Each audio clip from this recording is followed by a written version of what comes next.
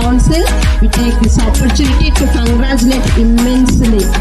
Eyes are not sufficient to glance at the wonders that we have created in the campus.